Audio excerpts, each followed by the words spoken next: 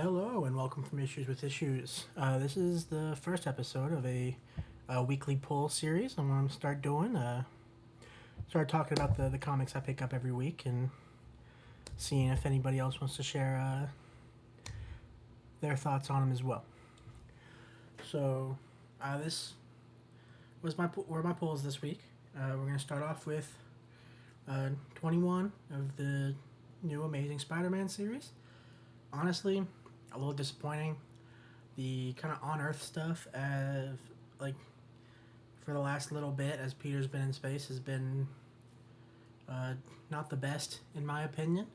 I was really hoping that would kind of change when Peter gets back, but it seems to really haven't. He only comes back at the end of the issue. A little bit of a spoiler, but Norman as Spider-Man isn't a great idea. The technoarachnid suit at the end doesn't look as good as it has. So I guess we'll see how Peter reassimilates back in, but honestly, at least this issue is down there with the other Earth issues, not where I would rank it with. Not up there with where I would rank the space issues. Let's keep with Marvel, and we'll do Nova Centurion number 4. I'm a sucker for Nova. He's one of my favorite Marvel characters. Just love him. But this issue was just kind of okay. I do like Nova kind of gathering this team, and just Richard Rider Nova specifically, gathering this team, meeting these people, dealing with the fallout of the last big space event, which is escaping me right now for some reason. I'll think of it later, probably.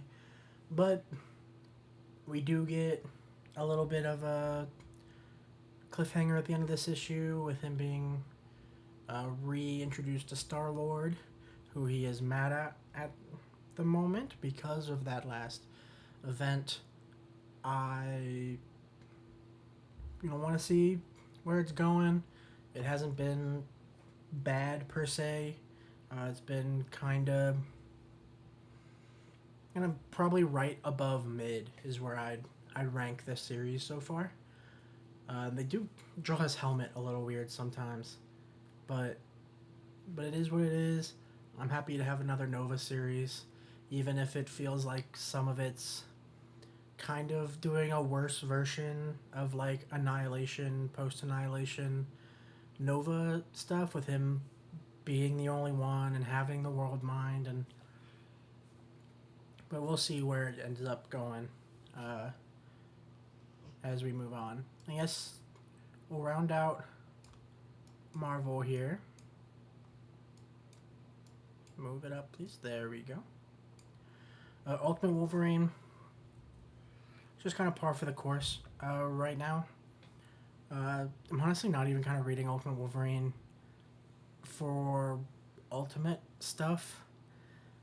It started off as I was like, okay, this is not that different from Wolverine. He's still like, he was used by the government as a killing machine. He feels bad about it, and he eventually starts working with the good guys, but he's got this past that haunts him, and it's like not that different.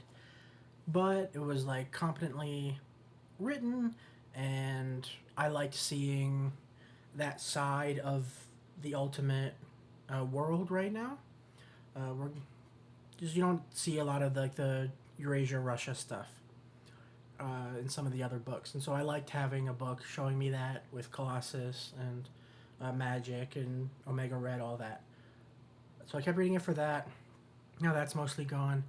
Now it's just kind of a pretty decent Wolverine book, and so I haven't dropped it, and we'll see where it goes. But honestly, that's maybe the best and worst thing I could say about it, is that it's just a Wolverine book right now. You could put this story into almost any timeline of X-Men, and it'd be the exact same.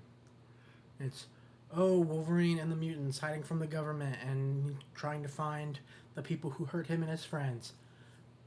Okay, how many times has he done that? Like, we've gotta be doing some other stuff eventually. But as it stands, that's where it's at, and we'll see what's going on moving forward. Next, we'll talk about Batman and Static Beyond. Batman Beyond is my favorite DC character, so we're starting off pretty strong as we move into DC this week. But honestly, I don't get the, I don't know, I don't get why they're compelled, probably the best way to say this, why they're compelled to keep Terry, this like inexperienced teenager, every time we see Batman Beyond. And it's like, okay, like, we've got to move on from the series. Like, I love the Batman Beyond series, but like, Terry as a character has to grow from that. And we've been getting that with like the Neo Year, Neo Gothic stuff, even in the comics before that. But in this series, he's younger, he's stupider, he's more brash, and this the last issue into this issue, it caused some trouble, and it like kind of gets lectured by Static, and I'm not even necessarily against that, but it feels like he's Batman. How many times are they gonna have to tell a story where he earns being Batman? But other than that, I've been really enjoying this series. A lot of the stuff they're doing with future Dakota and Static growing up and becoming this figurehead for, really rising up the community and doing a lot of good in the world. And, but like, honestly, maybe if we just did a Static Beyond series, and so we wouldn't have to deal with lecturing Terry into a lesson that he's learned 10 times. Like, eventually you just gotta let that lesson stick eventually. But that is what it is. I think we'll go to Absolute Green Lantern next. This is the one that I'm closest to dropping, but I think it's starting to get interesting. Uh, this one, I think, lore-wise, is the most different of the Absolute books. Like, Superman's still from Krypton, Diana's still a Themyscirian or an Amazon. Batman's still in Gotham, but Al Ewing has really remixed and completely redone the kind of Green Lantern lore for this universe and this book. And I think for a while, just explaining that and kind of having to do that exposition was really hurting it. It really kind of slowed stuff down and made the book feel like a slog. I feel like it's shaking that off. In the last couple issues, stuff has been, hip happening, and I hope it keeps going on that pathway, because I think if it stagnates or even goes back to super exposition heavy sort of like style, then it might be the first Absolute book that I drop. And honestly, I don't want to drop any book. Every book I pick up, I want to be a series that I really love and keep going, but this is the one that I'm closest to dropping. So we'll see where it's at in like a month, and then when it appears next. And after that, we got Absolute Superman. This one is sort of it's not as bad, but it's sort of the Ultimate Wolverine of Absolute, where it does things differently, but the end product isn't that different from the main universe. Like, especially in this issue, Clark still he feels like normal Superman. And that's not necessarily a bad thing, but especially in the last couple issues, we've been dealing with like him burning out and like hearing everything all at once. You just hear screaming from somewhere, and he's got to go deal with it because it's the only way to get it to stop. And then this issue, sure, we get Hawkman. That's cool. We see sort of his um, what's the word, uh, like ethos and how he thinks things should be done, which directly conflicts with Superman. Is he gonna be convinced by Superman? Is he gonna try and fight him and have to get beaten? I don't know. We'll see that in probably next issue, maybe the issue after that. But I think overall, it's a pretty good book right now. I'm enjoying it. Uh, I'm kind of more interested in the Lex Luthor stuff in this book. Brainiac's trying to craft his own Lex Luthor from this like normal guy just because he knows kind of what he should be.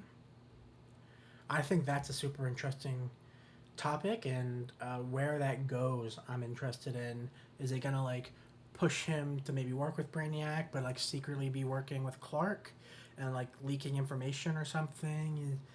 Is he gonna just break? Like I don't know. We'll have to see. That's the stuff I'm most interested in this book. And then, last but not least, we've got Batman number 6, I believe.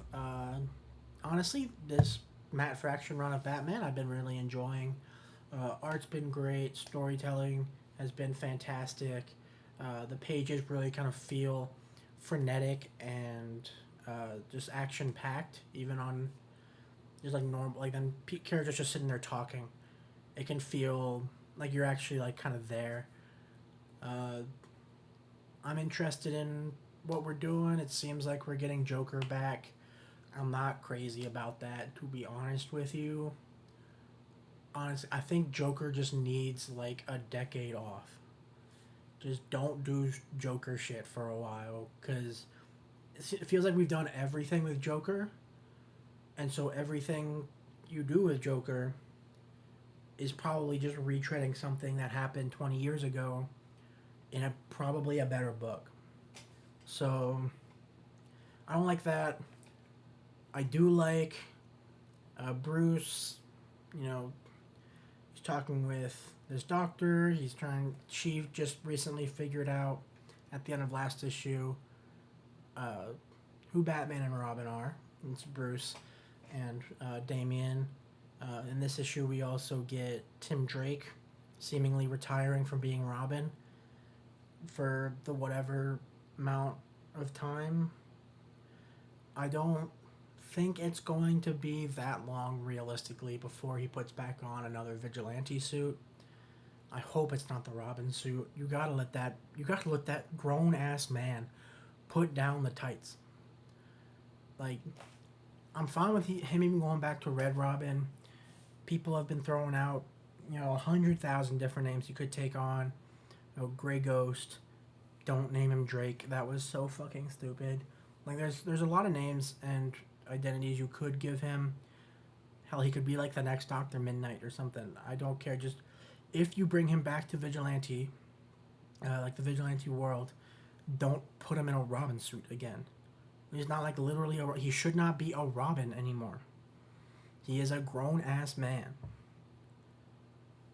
But like I said, I've been really enjoying this book and this run. I really am like kind of confused because it seems like the beginning of the book was focusing with like a Tim Drake, uh, Bruce dynamic. Because like I think there is like a Batman and Son book out right now, or a Batman and Robin book with him and Damian. So abandoning that so soon, unless Tim and his boyfriend are going to get caught up in the main story somehow, which is probably what's gonna happen, but who knows? Tim might just be out, and turns out Matt Fraction just wanted to give Tim a rest, which is probably pretty good. Um, just yeah, for the love of God, don't make him a Robin. I'm really looking forward to where this series is going. Uh, Overall, this week of February 4th was pretty good for comics. It's not the best, but I really enjoyed Batman and a lot of the Beyond Static Shock. Love that there's a Nova series just happening. Uh, and we'll see where the Ultimate book or the Ultimate and the Absolute books eventually go.